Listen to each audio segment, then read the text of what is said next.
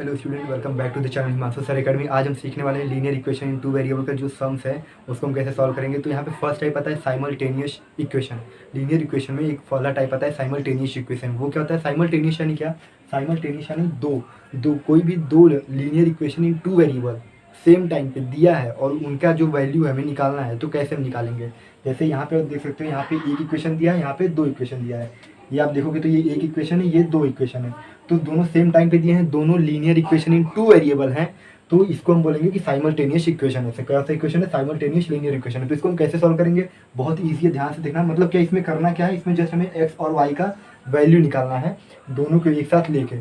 ठीक है, तो यहाँ पे अगर हम देखेंगे तो पहले देखो ये साइमल्टेनियस इक्वेशन है। ठीक है, तो यहाँ पे हम इसको इक्वेशन को नंबर देंगे 5x minus 3y is equal to 8, 3x plus y is equal to 2। तो इसको हम दे देंगे फर्स्ट, इसको हम दे देंगे सेकेंड। ठीक है, अब यहाँ पे अगर हम देखेंगे तो हमें इन दोनों में से ना किसी एक इक्वेशन को बराबर लाना है, ताकि हम उसके साथ प्लस और माइनस करके हम उसको सॉल्व कर सकें, उसका एक वैल्यू ला सके।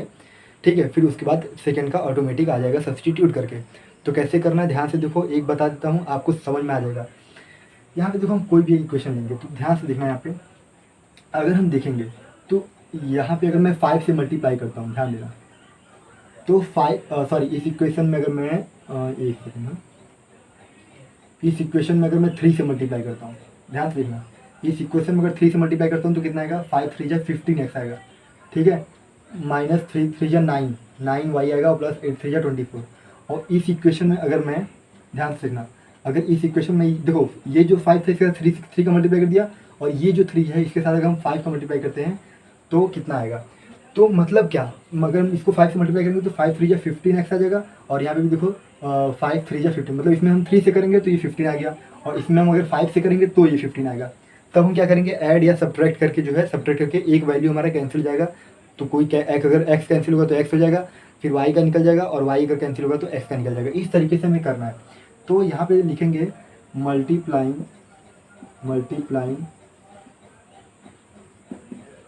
इन इक्वेशन 1 इंटू 3, ठीक है, एंड इन इक्वेशन 2 को किससे कर रहे हैं? इंटू 5 से। अब जो भी आएगा वो हम लिखेंगे। तो इक्वेशन 1 को पूरे को मल्टीप्लाई करना, मतलब पूरे साइड में। तो देखो 5 3 जा कितना आएगा? 5 3 जा 15x माइनस 3 3 जा 9y इज इक्वल टू 8 3 जा कितना है? 24। मतलब क्या, हमने 3 से सभी दोनों साइड, इधर भी सभी के साथ जो है 3 से मल्टीप्लाई कर दिया। जो हमारा साइन था प्लस माइनस का वो हमने सेम रखा है। तो 5 3 जा 15x हो गया, माइनस 3 3 जा 9y हो गया, इज इक्वल टू 8 3 जा 24।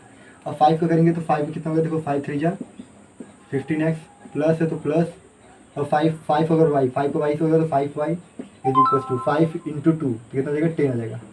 ठीक है, इस तरीके से। अब आप यहाँ पे एक चीज़ देखोगे, अब इसको हम इस तरीके से लिख लेंगे ऐसे करके। ठीक है, तो अब हम क्या करेंगे? यहाँ पे एक चीज़ देखेंगे कि दोनों, कोई भी दो चीज़ देखेंगे जो सेम हो इक्वेशन में, कोई भी दो एक ऐसा वेरिएबल का जो है वो सेम होना चाहिए कोफिशिएंट। तो देखो एक्स का वेरिएबल जो देखेंगे ना, तो इसका जो कोफिशिएंट है मतलब 15, वो देखो सेम है। तो हम इसी के साथ क्या करेंगे कि कुछ ऐसा करेंगे कि ये कैंसिल हो जाए, और जब ये कैंसिल हो जाएगा तो हमारा वाई का वैल्यू निकल जाएगा, और जब वाई का वैल्यू निकल जाएगा तो हम इन दोनों इक्वेशन में से किसी भी एक इक्वेशन में वाई का वैल्यू रख देंगे तो एक्स का निकल जाएगा। तो ध्यान से देखो करना कैसे है, बहुत ईजी है। अब हम इसको सब्ट्रैक्ट करेंगे। क्या करेंगे? सब्ट्रैक्ट। तो यहाँ पे लिखेंगे सब्ट्रैक्टिंग। ठीक है, तो यहाँ पे क्या होगा? जो नीचे वाला है ना, जो नीचे वाला इक्वेशन, मतलब जो ये वाला इक्वेशन है, इसका जितना भी साइन है ये अपोजिट कर देंगे। मतलब देखो ये प्लस में है, इसका कुछ नहीं तो प्लस है तो ये माइनस रहेगा, ये प्लस है तो ये भी माइनस रहेगा, और ये प्लस है तो ये भी माइनस हो जाएगा। अब देखो 15 में से 15 जाएगा, 15 में से 15x में से 15 जाएगा तो कैंसिल हो जाएगा। ठीक है, और देखो माइनस 9y माइनस 5y, अब ये जो साइन है वो उसका हो गया। हाँ, सब्ट्रैक्ट कर रहे हैं हम। तो सब्ट्रैक्ट में क्या होता है? जो प्लस है वो माइनस हो जाता है, माइनस है तो प्लस हो जाता है। तो माइनस 9y माइनस 5y कितना होगा? 9 10 10 14y, कितना हो जाएगा? 14y। और दोनों माइनस में है तो माइनस का साइन, मतलब जो भी नंबर बड़ा है उसका साइन। तो 9 बड़ा है तो 9 का साइन दे दिया, जो कि माइनस है। तो minus 14y, minus minus plus होता है और साइन माइनस का देते हैं। ठीक है, तो माइनस 14y आया। अब यहाँ पे देखेंगे, देखो 24 में से 10 जाएगा तो कितना आएगा? 14।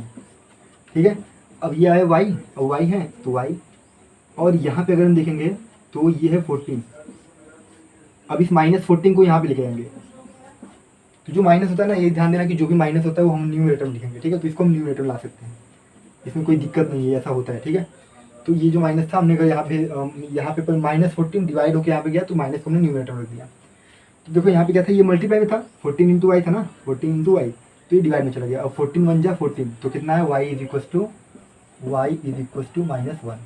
ठीक है, तो हमने किया क्या, हमने जस्ट दोनों इक्वेशन को जो है पहले किसी भी एक वेरिएबल का जो कोफिशिएंट है, एक वेरिएबल को, कोई भी एक वेरिएबल एक्स लो चाहे वाई लो, उसका जो कोफिशिएंट दिया है उसको हम बराबर करेंगे ताकि वो कैंसिल हो सके। तो हमने देखा 5 को अगर 3 से मल्टीप्लाई करेंगे तो 15 आ जाएगा, और 3 को 5 से कर देंगे तो 15 आ जाएगा, तो दोनों सेम हो जाएंगे। तो सेम किए, फिर नीचे लाने पे दोनों साइड मल्टीप्लाई किया, 3 का पूरा दोनों साइड, इस साइड भी, इस साइड पूरा और इस साइड भी, फिर 5 का भी ऐसे ही, इस साइड पूरा और इस साइड भी, और जैसा जिसका जो साइन था उसको हमने वैसा ही रखा। फिर जो आया हमने यहाँ पे लिखा। ठीक है, ये हमारा जो इक्वेशन है उसको हम दे देंगे, इसको नंबर चेंज कर देंगे, इसको 3 देंगे, इसको 4 देंगे, इक्वेशन 3 इक्वेशन 4, क्योंकि नया इक्वेशन हुआ ना, तो इसीलिए अब हम क्या करेंगे, उसको सेम रख दिया और रखने के बाद सब्ट्रैक्टिंग कर दिया, मतलब सब्ट्रैक्ट कर दिया। तो जो भी इक्वेशन नीचे हमारा उसका साइन चेंज कर देंगे, तो अगर प्लस तो माइनस, माइनस तो प्लस, तो इसका सब प्लस था तो हमने माइनस कर दिया।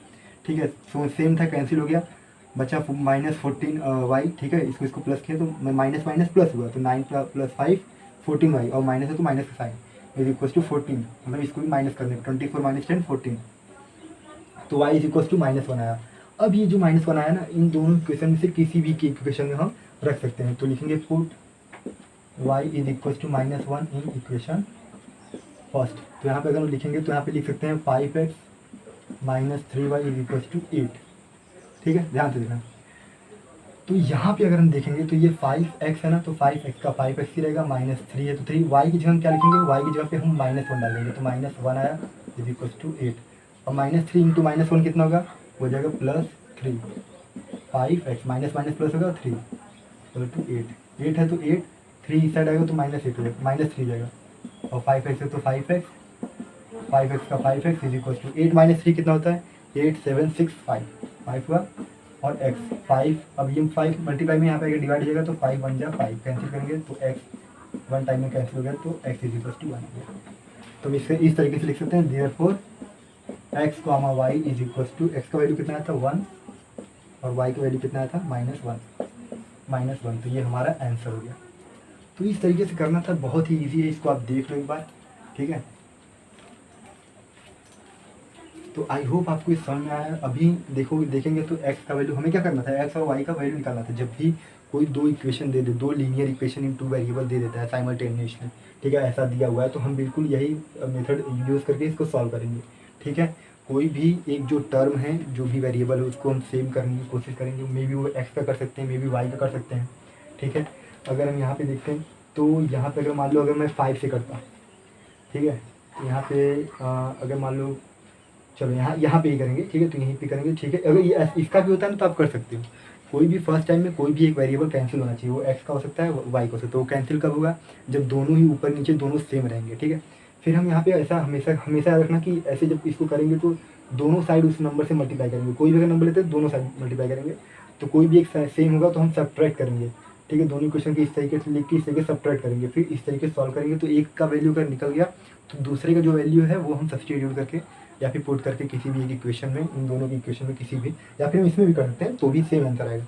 तो इस तरीके से हमारे जो है, अगर x का वैल्यू निकल गया है तो x का वैल्यू डालेंगे कोई भी एक इक्वेशन में तो y का निकल जाएगा। ठीक है, तो इस तरीके से हम लिख सकते हैं x, y इक्वल टू 1 - 1। ठीक, अगर मान लो इसको चेक करना है कि ये सही है कि नहीं, आंसर अगर सही है कि नहीं, ये मैं आपको बता रहा हूँ। एग्जाम में इतना नहीं करना है, एग्जाम में बस आपको इतना करके छोड़ देना, हो गया सब एकदम कंसेप्ट क्लियर। लेकिन जस्ट आपको चेक करना है, क्यूरियस है, मान लो आप चेक करना चाहते हो कि जो आया ये एक्चुअल में करेक्ट है कि नहीं। तो देखो x का वैल्यू कितना है, 1 आया है, तो यहाँ पे अगर x का वैल्यू 1 रखेंगे, मान लो 5, x का वैल्यू 1 रख दिया, -3, और y का वैल्यू कितना है, y का आया -1 और इक्वल टू 8।